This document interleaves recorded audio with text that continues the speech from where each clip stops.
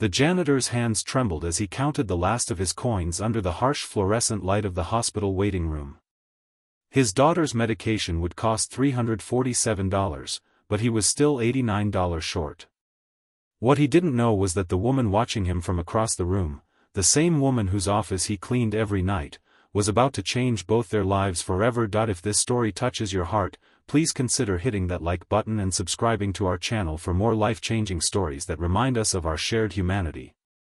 Victoria Chen straightened her designer blazer as she strode through the gleaming lobby of Chen Innovations. At 38, she had built her tech company from the ground up, transforming it into a billion-dollar enterprise through sheer determination and ruthless efficiency. The click of her Louboutins against the marble floor announced her presence before she even entered a room. "Good morning, Miss Chen," her assistant chirped, hurrying alongside her with a tablet in hand. "Your 9 a.m. with the board has been moved to 10, and the quarterly reports are ready for your review." Victoria nodded curtly, barely glancing at the young woman. "Coffee. Black.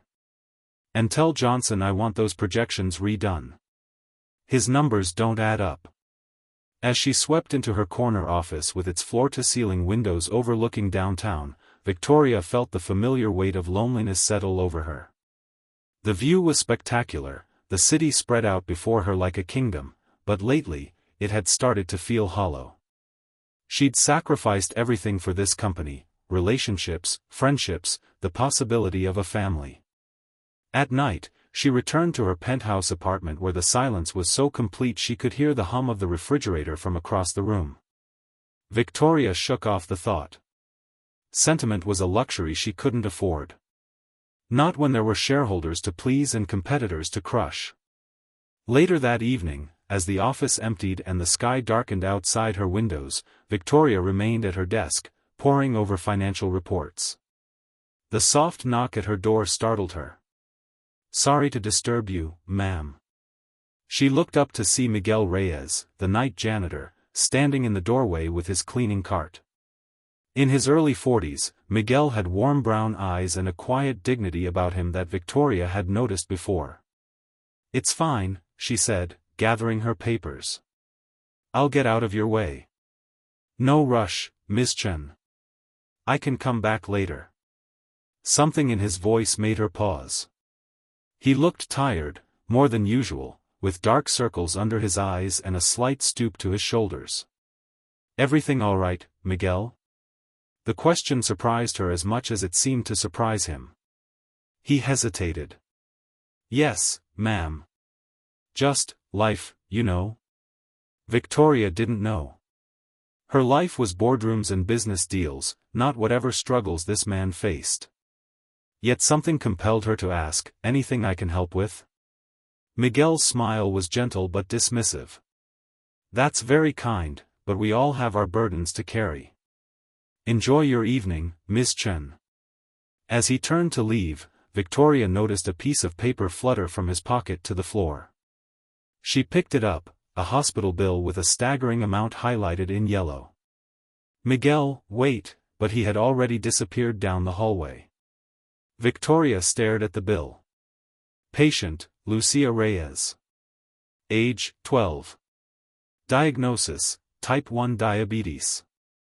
Something stirred within her, curiosity, perhaps, or something deeper she couldn't name. Before she could talk herself out of it, Victoria grabbed her coat and followed Miguel at a discreet distance as he finished his shift and left the building. She told herself this was ridiculous. She was the CEO of a major corporation, not some amateur detective. Yet she found herself trailing Miguel onto a bus, then another, until they reached a modest apartment complex on the outskirts of the city. Victoria waited in her car, watching as Miguel entered a ground-floor apartment. Through the uncurtained window, she could see him greeted by a young girl, his daughter, presumably, who threw her arms around him despite appearing weak and tired. The scene stirred something in Victoria's chest. When was the last time anyone had been that happy to see her? Her phone buzzed with emails demanding attention, but for once, Victoria ignored them. Instead, she watched as Miguel prepared a simple dinner, helped his daughter with homework, and administered what appeared to be insulin. It was nearly midnight when Miguel left the apartment again. Victoria, against all better judgment, followed him to a 24-hour pharmacy, where she witnessed the scene that would haunt her for days to come: Miguel, counting coins at the counter, his face crumpling when told the amount wasn't enough. Victoria slipped into the pharmacy, keeping her distance but close enough to hear the pharmacist's words. "I'm sorry, Mr. Reyes, but this is a specialized insulin. Your insurance only covers part of it, and without the full payment." "Please," Miguel's voice cracked. "My daughter needs this. I can bring the rest tomorrow, I promise." The pharmacist looked sympathetic but shook his head. "I wish I could help, but company policy. I'll cover it." Victoria stepped forward, pulling out her credit card. Both men turned to her in surprise. Miguel's eyes widened in recognition. "Miss Chen? What are you? Please, just let me help." She handed her card to the stunned pharmacist. "And whatever else he needs for his daughter." The ride back to Miguel's apartment was silent. Victoria had insisted on driving him, and he sat stiffly in the passenger seat of her luxury car, the bag of medication clutched in his hands. "Why?" he finally asked as they pulled up to his building. Victoria stared through the windshield. "I don't know," she admitted. I saw you drop the bill, and I was curious. So you followed me?" There was no accusation in his tone, only bewilderment. "It was inappropriate. I apologize." Victoria's knuckles whitened on the steering wheel. "But I'm not sorry I helped." Miguel studied her face. "My Lucia was diagnosed 2 years ago, after her mother died. The insurance for my job at Chen Innovations helps, but some medications aren't fully covered." Victoria felt a stab of shame. She signed off on those insurance policies without a second thought, always choosing the options that balanced coverage with cost-effectiveness. She'd never considered the real people affected by those decisions. "Would you like to meet her?" Miguel asked suddenly. "Lucia? She's still awake, she always waits up for me." Victoria wanted to refuse. This wasn't her world. These weren't her people. But something pulled her toward that apartment with its warm light spilling onto the sidewalk. Lucia Reyes was small for 12, with her father's warm eyes and a smile that transformed her tired face. Despite her illness, there was a vibrancy to her that Victoria found magnetic. "You're the lady from Dad's work," Lucia exclaimed. "He says you're the boss of everything." Victoria laughed, a genuine laugh that felt foreign to her throat. "Not everything. Just one building." "A really big building," Lucia corrected, showing Victoria her drawings, including one of the Chen Innovations tower that Miguel must have described to her. As the night progressed, Victoria found herself seated at their small kitchen table, drinking tea from a chipped mug and listening to Lucia talk about her dreams of becoming a doctor, to help kids like me. Miguel watched them with a mixture of gratitude and caution. When Lucia finally went to bed, Miguel walked Victoria to the door. "Thank you," he said simply. "Not just for the medication, but for seeing us. Really seeing us." Victoria nodded, unable to speak past the lump in her throat.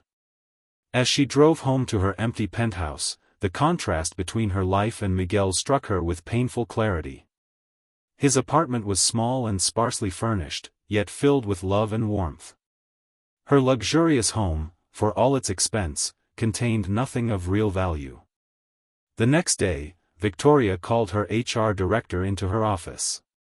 "I want a complete overhaul of our employee health benefits," she announced. "Particularly for our maintenance and support staff. And I want to establish an emergency medical fund for employees facing catastrophic costs." The director blinked in surprise. "That will be expensive, Miss Chen." "I'm aware. Make it happen." But Victoria's transformation didn't stop there. Over the following weeks, she found herself drawn back to Miguel and Lucia's apartment, bringing dinner or simply spending time with them. Lucia's resilience in the face of her illness humbled Victoria, while Miguel's quiet strength and devotion to his daughter awakened something she'd long suppressed, a yearning for connection. "Why do you keep coming back?" Miguel asked one evening as they washed dishes side by side, Lucia asleep in the next room. Victoria's hands stilled in the soapy water. "Because when I'm here, I remember who I wanted to be before I became who I am." Miguel's gaze was steady. "And who did you want to be?" "Someone who mattered to other people. Not just to a bottom line." Their friendship deepened over the months that followed. Victoria learned that Miguel had been an engineer in his native country before coming to America for his wife's medical treatment. After her death, he'd taken any job he could find to support Lucia. "You could work in our engineering department," Victoria offered one day. "With your background?" Miguel shook his head.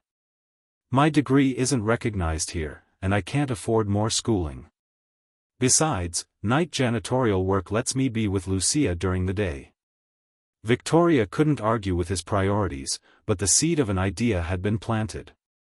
6 months after that fateful night at the pharmacy, Victoria unveiled Chen Innovation's newest initiative, a comprehensive education and career advancement program for all employees, with flexible scheduling for parents and full tuition reimbursement. The first participant? Miguel Reyes. As Miguel began taking engineering courses during hours that accommodated his parenting responsibilities, Victoria found herself increasingly involved in Lucia's life. She attended the girls' school science fair, cheered at her soccer games, when Lucia felt well enough to play, and even learned to give insulin injections for the nights when Miguel had late classes. "You're different now," Victoria's assistant remarked one day. "Happier?" Victoria considered this. "I'm more myself," she corrected. "The self I buried under spreadsheets and strategic plans." The company changed too. Employee satisfaction soared as Victoria implemented policies that recognized the humanity of her workforce. Productivity increased, and with it, profits, proving that compassion and business success weren't mutually exclusive. A year after Victoria had followed Miguel from her office, she stood beside him at Lucia's hospital bed during a particularly severe diabetic episode. The fear in his eyes mirrored her own as they waited for the doctor's update. "I can't lose her," Miguel whispered, his voice breaking. "She's everything to me." Victoria took his hand. "You won't. We won't."